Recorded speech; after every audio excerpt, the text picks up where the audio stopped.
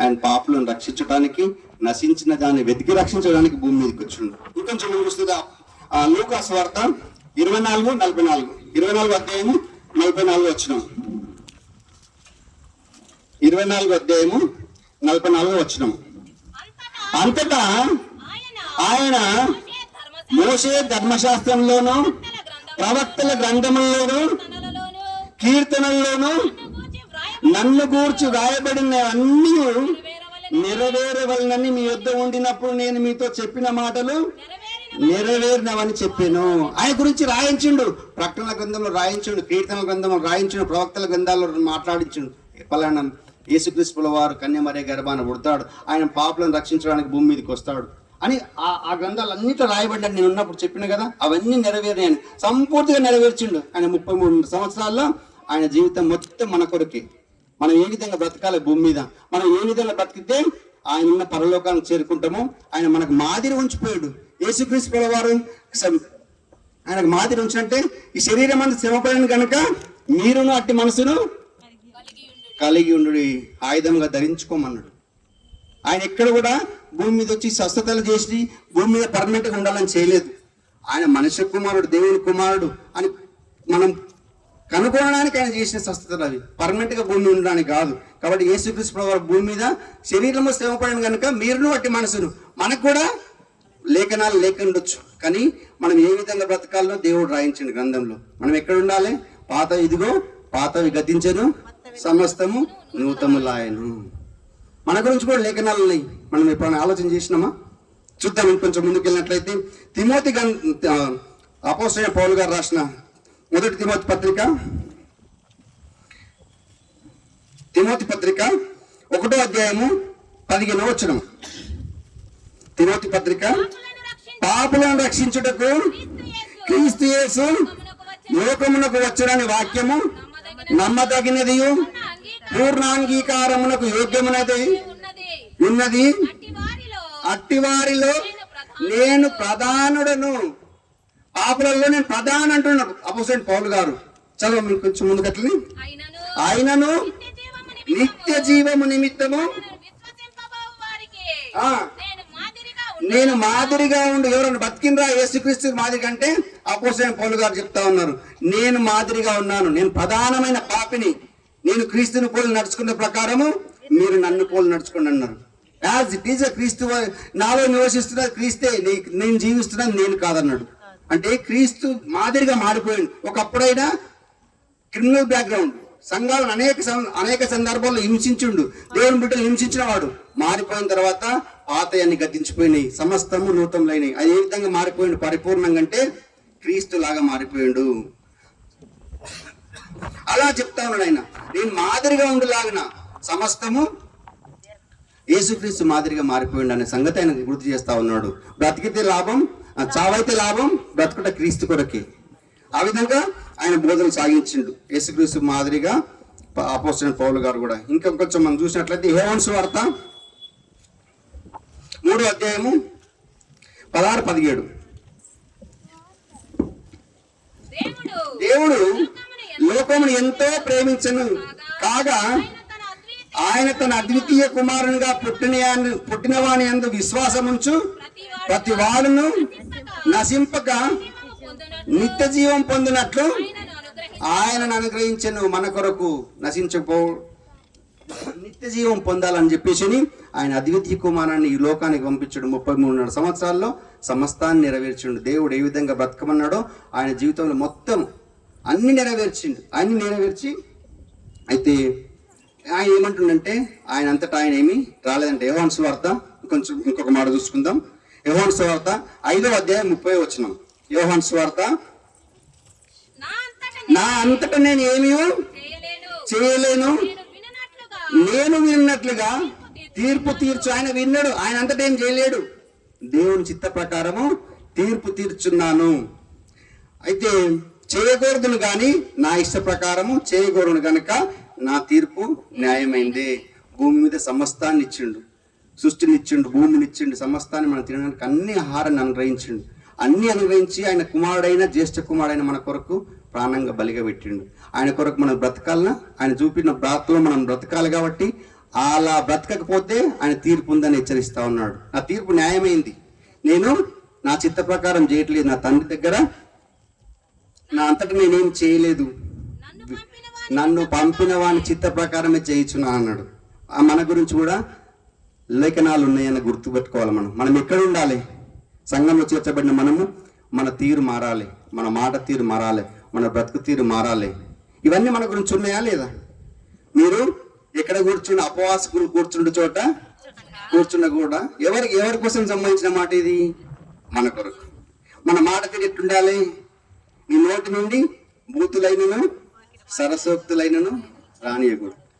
నీ బట్టల విధానం కూడా ఏ విధంగా రాయించుండు. అనేక సందర్భాలు దేవుడు రాయించుండు. అవన్నీ మనం ఆలోచన చేస్తున్నామా లేదు? అవన్నీ మనం ఆలోచన చేస్తే దేవుడు మనసు మనకు అర్థమవుతుంది. దేవుడు మనసు మనకు అర్థమైతే మనం భూమి మీద ఆయన కొరకు బ్రతుకుతాం. ఏ విధంగా బ్రతకమని మన కొరకు లేఖనాలు ఇంకేం రాయించిన ఒక్క 2 మాటలు చూసుకొని ముగించుకుందాం. ఎఫెసీయులకు రాసిన పత్రిక 1వ అధ్యాయము 4-6 కలిసి ఉంటే చదువుకుందాం. ఎఫెసీయులకు రాసిన పత్రిక 4వ అధ్యాయము ఎట్లనగా చదవండి. 1-4 ఎట్లనగా తన ప్రియుని యందు తాను ఉచితముగా అనుగ్రహించిన తన కృపా మహిమకు కీర్తి కలుగునట్లు తన చిత్త ప్రకారమైన దయా సంకల్పము చొప్పున యేసుక్రీస్తు ద్వారా తనకు కుమారులుగా స్వీకరించుటకై మనలను ముందుగా తన కోసం నిర్ణయించుకొని మనము తన ఎదుట పరిశుద్ధులమును నిర్దోషులమునై ఉండవలనని జగత్తుకు పునాది వేయబడక మునిపే, ఈ మేదడి మెట్లకు పునాది వేయబడక మునిపే కాదు, జగత్తు పునాది వేయబడక మునిపే మనల్ని ఏర్పాటు చేసుకున్నాడు ప్రేమతో. మనం ఆయన కొరకు రావాలి, ఆయన గురించి తెలుసుకోవాలి. పాపం అంటే ఏంటిది? ఆజ్ఞ అతిక్రమమే పాపం. ఆయన బ్రతకమన్నట్టు బ్రతకపోవడమే పాపం. కాబట్టి ఆయన జగత్తు పునాది వేయబడక మునికే మనల్ని నిర్ణయించుకొని ఏర్పరచుకున్నాడు. వాక్యాలు లేఖనాలను పరిశీలన చేస్తే మనకు ఆయన మనసు అర్థమవుతుంది. ఇంకొక మాట చూసుకొని ముగించుకుందాం. అదే ఎఫెసీయులకు రాసిన పత్రిక 2వ అధ్యాయం 10వ వచనం. ఆయన ఏర్పాటు చేసుకొని ఏం చేయమంటుంటే రాయించండి. ఇది మన గురించి. మరియు వాటి యందు మనము నడుచుకొనవలెనని దేవుడు ముందుగా సిద్ధపరిచిన సత్క్రియలు చేయుటకై మనము క్రీస్తు యేసునందు సృష్టింపబడిన వారమై ఆయన చేసిన పని అయి ఉన్నాము. ఎవరి కొరకు చేసుకున్నాడు? మనకేం పని లేక భూమి మీద కాలేదు, మనకు కూడా పని ఉంది. ఆ పని మనం తెలుసుకోవాలంటే ఆయన మనసు మనం తెలుసుకోవాలి. జగత్తుకు పునాది వేయబడక మునికే మనకు పని ఉంది. యేసుక్రీస్తునందు సృష్టింపబడిన వారమై ఆయన చేసిన పని అయి ఉన్నాం.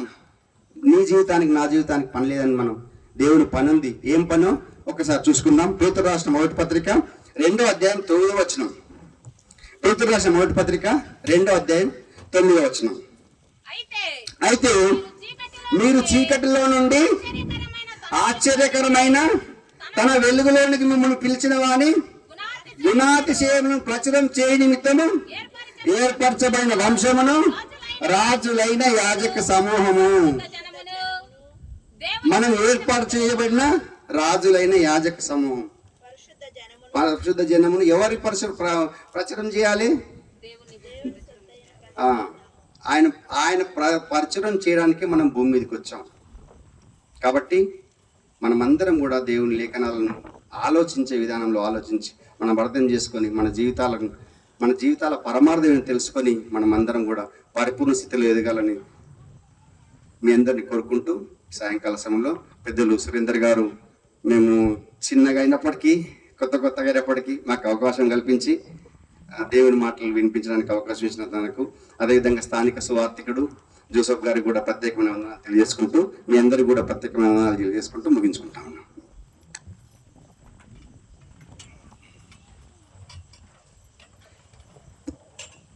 ఇంతవరకు చక్కగా దేవుని మాటలు మనకి వివరించినటువంటి సహోదరులు నరసింహ గారికి క్రీస్తునామములో వందనాలు తెలియజేస్తున్నాను. ఈ సమయంలో మనకి సతీష్ గారు వచ్చి ఒక పల్లవి, ఒక కీర్తన, ఒక చరణం, ఒక పల్లవి, ఒక చరణం పాడితే ఆ తర్వాత మనం సోదరులకి అవకాశం, దేవుని వాక్యం నేర్చుకోవడానికి అవకాశం ఇద్దాం. సోదరులు వచ్చి ఒక పల్లవి ఒక చరణం పాడాలని ప్రేమపూర్వకంగా వారిని ఆహ్వానిస్తున్నాం.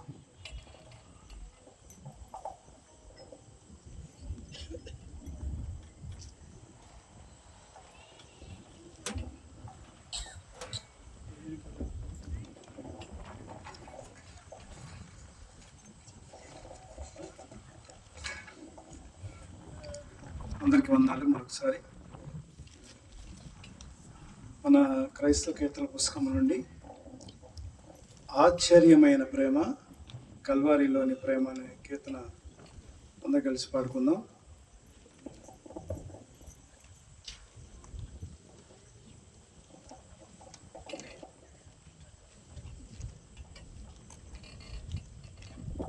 నూట 11వ కీర్తన.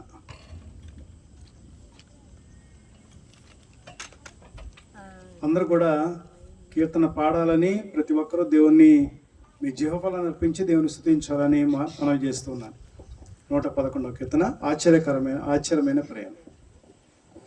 ఆశ్చర్యమైన ప్రేమ కల్వరిలో నా ప్రేమ, మరణము కంటే బలమైన ప్రేమది, నన్ను జయించే ఈ ప్రేమ. ఆశ్చర్యమైన ప్రేమ, పరమును విడచిన ప్రేమ, ధరలో పాపిని వెదకిన ప్రేమ, పరమును విడచిన ప్రేమ, ధరలో పాపిని వెదకిన ప్రేమ, నన్ను కరుణించి